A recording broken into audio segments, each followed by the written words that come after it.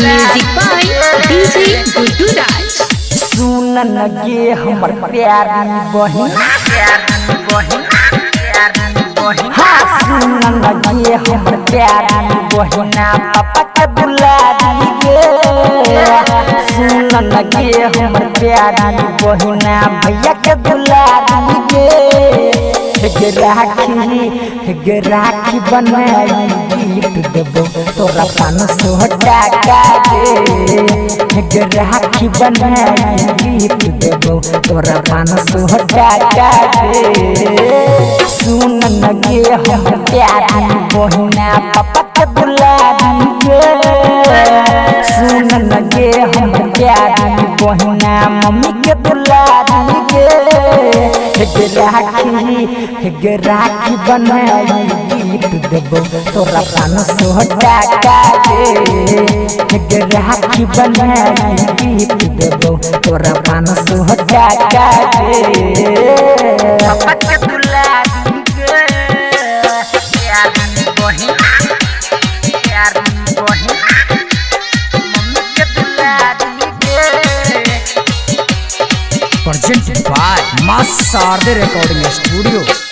DJ Guddu Raj, DJ Guddu Raj, DJ Guddu Raj. Madhubani Madhubani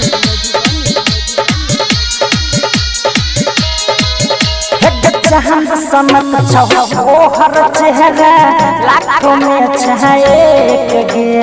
भैया तोहर देत कलाई करिया अभिषेक गे। चांद समत छो हर चेहरा लाखों में छाए गे। भैया तोहर देत कलाई करिया अभिषेक गे। सुन लगे हमर प्यारी बहिन, हाँ सुन लगे हमर प्यारी बहिना पापा के दुलारी गे। सुन लगे हमर प्यारी बहिना भैया के दुलारी गे। राखी बनाई गीत देबो तोरा 500 टाका दे। राखी बनाई गीत देबो तोरा 500 टाका दे।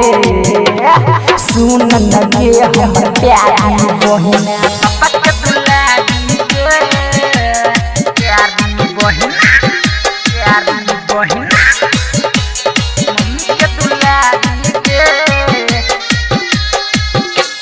डीजे गुड्डू राज, डीजे गुड्डू राज, गुड्डू राज। मधुबनी मधुबनी